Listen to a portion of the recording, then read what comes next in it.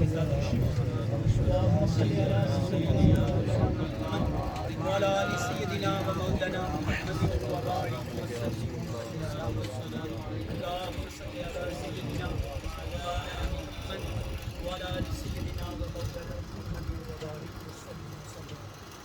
انتہائی واجب الاحترام بھائیوں، بزرگوں اور دوستوں، آج کی بزم احسال و ثواب پر مبنی ہے. احسال ارسل رسول، پہنچانا بھیجنا. اس کا ماخذ یہ ہے کہ بندہ ثواب کوئی کام کرتا ہے نیکی کا تو اس کو ثواب ملتا ہے. اب یہ ثواب جو ملا یہ اپنے بزرگوں کے لیے، اپنے والدین کے لیے احسال کر دیتا ہے، یعنی بھیج دیتا ہے کہ اللہ تو پہنچا دے. تو جو بھی نیک عمل کیا جائے اس کو اگر انسان اپنے والدین کے لیے، اپنے بزرگوں کے لیے احسال کرے گا تو اللہ رب العزت اس کا اجر و ثواب جو ہے وہ پہنچا دے. میرے محترم بھائیوں اور بزرگوں، احسال و ثواب کے بے شمار طریقے اللہ کے محبوب صلی اللہ علیہ وسلم نے بتائے. ایک یہ ہے کوئی مسجد بنا دی، وہ مسجد آباد رہے گی تو اس کا ثواب ملتا رہے گا، یہ صدقہ جاری.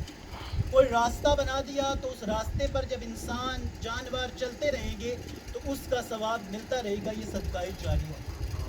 اور اسی طرح کوئی قرآن شریف لے کر مسجد میں رکھ دیا، وہ قرآن پڑھا جاتا رہا تو اس کا ثواب ملتا رہے گا. تو میرے محترم بھائیوں اور بزرگوں، احسال و ثواب کے بے شمار طریقے ہیں. جو احسال و ثواب کا سب سے حسین اور خوبصورت طریقہ ہے وہ کیا ہے؟ نماز. اللہ کے محبوب صلی اللہ علیہ وسلم نے نماز کے بے شمار فضائل کو بتایا، اور حتیٰ کہ آپ صلی اللہ علیہ وسلم نے ارشاد فرمایا جعلت قرۃ عینی فی الصلاۃ، نماز کے اندر میری آنکھوں کی ٹھنڈک. میرے محترم بھائیوں اور بزرگوں، نماز کے اندر اللہ کے خزانوں میں سے جتنے قیمتی خزانے تھے وہ اللہ نے نماز کے اندر رکھ کر ہمیں عطا فرما دیے. نماز کے اندر ابتدا میں جب ہم قرات کرتے ہیں تو سب سے پہلے ہم سورہ فاتحہ کو تلاوت کرتے ہیں. اس سے پہلے ثنا اور یہ دوسری چیزیں تو مختصر، میں ٹائم تھوڑا ٹائم آپ کا لوں گا، گرمی بھی زیادہ ہے. تو سب سے پہلے ہم جو تلاوت کرتے ہیں قرآن شریف کی وہ سورہ فاتحہ. سورہ فاتحہ کے بارے میں فرمایا ام الکتاب، یہ پوری کتاب کی ماں ہے، اور پوری کتاب کا خلاصہ جو ہے وہ کیا ہے؟ سورہ فاتحہ. پورے قرآن کا خلاصہ سورہ بقرہ، اور سورہ بقرہ کا خلاصہ سورہ فاتحہ، اور اس کا ایک نام شفا ہے، سورہ شفا. اور فاتحہ اللہ کے محبوب صلی اللہ علیہ وسلم کی برکت سے، آپ کے وسیلے سے اللہ رب العزت نے اس امت کو عطا کی، باقی کسی امت کو سورہ فاتحہ نہ ملی.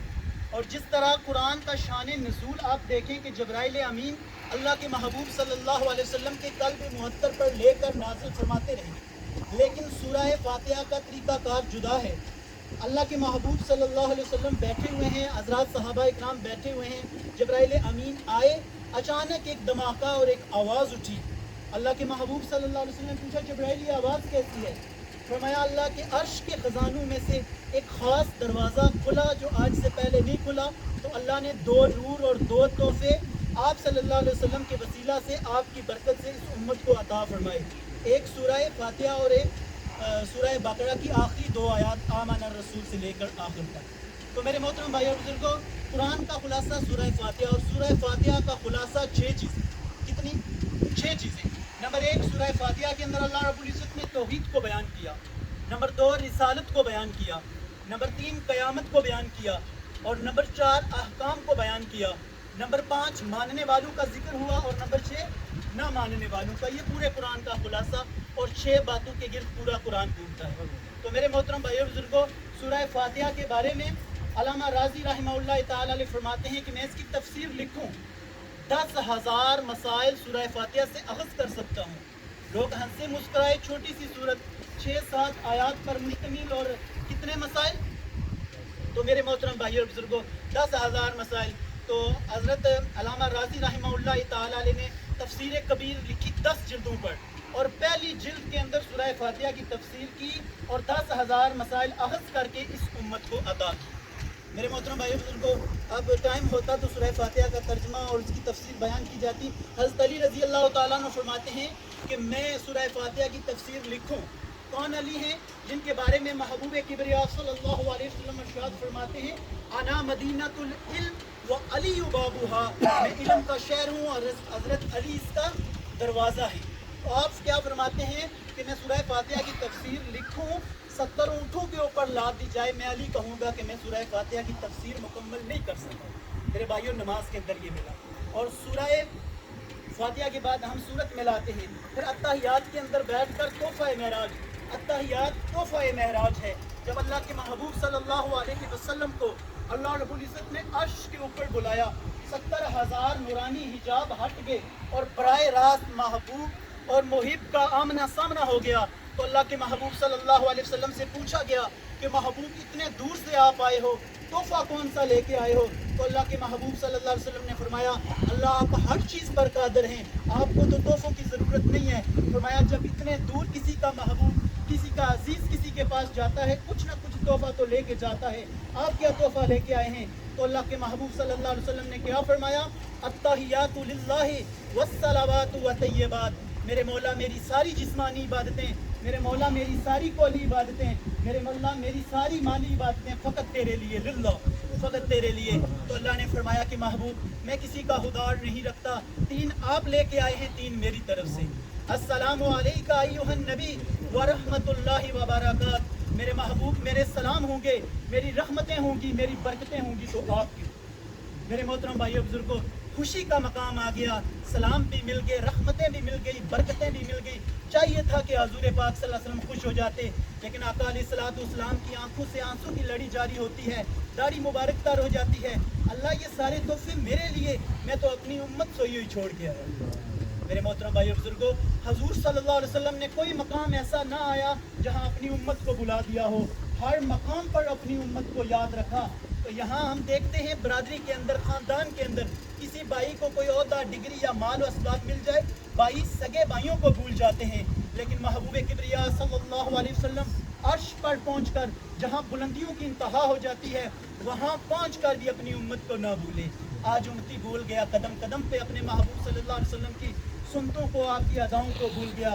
تو میرے محترم بھائیو بزرگوں، جب اللہ کے محبوب صلی اللہ علیہ وسلم نے فرمایا کہ میں تو اپنی امت سوئی ہوئی چھوڑ کے آیا ہوں، تو اللہ نے فرمایا محبوب جیسا آپ کہتے ہو۔ تو اللہ کے محبوب صلی اللہ علیہ وسلم نے اپنی دعاؤں کے اندر ہمیں شامل کیا، السلام علینا وعلی عباد اللہ الصالحین، میرے اللہ جتنے بھی صالحین بندے ہوں گے، میرے امتی ہوں گے، اللہ ان پر بھی سلام، رحمتیں اور برکتیں ہونا چاہیے۔ نیچے جبرائیل امین تشریف فرما تھے، آپ یہ گفتگو سن رہے تھے، آپ نے فرمایا اشہد ان لا الہ الا اللہ واشہد ان محمدا عبدہ ورسولہ، میں گواہی دیتا ہوں کہ اللہ کے سوا کوئی عبادت کے لائق نہیں، اور اس بات کی بھی گواہی دیتا ہوں کہ حضرت محمد صلی اللہ علیہ وسلم اللہ کے بندے اور اللہ کے رسول ہیں۔ میرے محترم بھائیو بزرگوں، سورہ فاتحہ بھی نماز کے اندر، تحفہ معراج، اتحیات بھی نماز کے اندر، پھر درود ابراہیمی اتنا عظیم درود ہے، اور درود شریف پڑھنے کے بعد کوئی دعا رد نہیں ہوتی، دعا کے شروع اور آخر کے اندر درود پڑھ لو، سمجھ لو دعا قبول ہوگی۔ اور درود شریف فقط وہ واحد عبادت ہے جس کے بارے میں اللہ فرماتے ہیں میں بھی کرتا ہوں، میرے فرشتے بھی پڑھتے ہیں۔ تو میرے محترم بھائیو بزرگوں، درود پڑھتے ہیں، درود پڑھنے کے بعد فرمایا کہ کوئی نیکی، ریا اور دکھلاوا آ گیا اس میں تو وہ پکڑ کا سبب بن جائے گی، لیکن درود شریف وہ عبادت ہے اگر ریا اور دکھلاوے کے لیے بھی بالفرض پڑھ دیا، حالانکہ پڑھنا نہیں چاہیے، پڑھنا اللہ کے محبوب صلی اللہ علیہ وسلم کو راضی کرنے کے لیے چاہیے، لیکن اگر بالفرض دکھلاوے کے لیے بھی پڑھ گیا، لیکن درود وہ عبادت ہے جو اس حال میں بھی کرو۔ پھر درود پڑھنے کے بعد ہم دعا پڑھتے ہیں، ٹائم مختصر ہے، اس دعا کا آخری حصہ میں ذکر کر کے اجازت چاہوں گا، شاہ صاحب دعا فرمائیں گے۔ تو دعا کون سی ہے؟ رب جعلنی، درود بھی ابراہیمی اور دعا بھی حضرت ابراہیم علیہ الصلوۃ والسلام نے مانگی، تو اللہ نے قرآن کا حصہ بنایا، محبوب کبریا صلی اللہ علیہ وسلم نے نماز کا حصہ بنا دیا۔ تو کیا فرمایا؟ ربنا اغفر لی، اے اللہ میری بخشش فرما۔ کب؟ جب سورہ فاتحہ پڑھ چکے ہوتے ہیں، جب سجدے کر چکے ہوتے ہیں، جب رکوع اور قیام کر چکے ہوتے ہیں، اتحیات تحفہ معراج پڑھ چکے ہوتے ہیں، درود اللہ کے محبوب صلی اللہ علیہ وسلم پر بھیج چکے ہوتے ہیں، اس وقت ہم دعا کرتے ہیں ربنا اغفر لی، اے اللہ میری بخشش فرما، والی والدیہ، اور میرے والدین کی بخشش۔ اگر اپنی اولادوں کو نمازی بنا کر جائیں گے، اگر اولادیں نماز پڑھیں گی تو ہر نماز کے اندر یہ اپنے والدین کے لیے دعا کرتی رہے گی، اور یہ اولاد صدقہ جاریہ ہے۔ کیا فرمایا؟ ربنا اغفر لی والی والدیہ، اے اللہ میرے والدین کی بخشش فرما، وللمؤمنین، اے اللہ جتنے مومنین جو حالت ایمان میں دنیا سے رخصت ہوئے ان کو بھی دعاؤں کے اندر شامل کیا۔ تو ربنا اغفر لی والی والدیہ وللمؤمنین یوم یقوم الحساب، اس حساب والے دن سے. تو میرے محترم بھائیوں اور بزرگوں، آج سے ہم یہ عزم اور ارادہ کریں کہ ہم خود نماز پڑھیں گے، نماز قائم کریں گے، اور جو کمی پیشی رہ گیا اللہ رب العزت کے حضور استغفار کریں گے. اللہ کو بڑا محبوب ہے، استغفار کریں گے. آئندہ کے لیے یہ عزم ہونا چاہیے، ہماری نماز باجماعت کی کوشش کریں گے انشاءاللہ.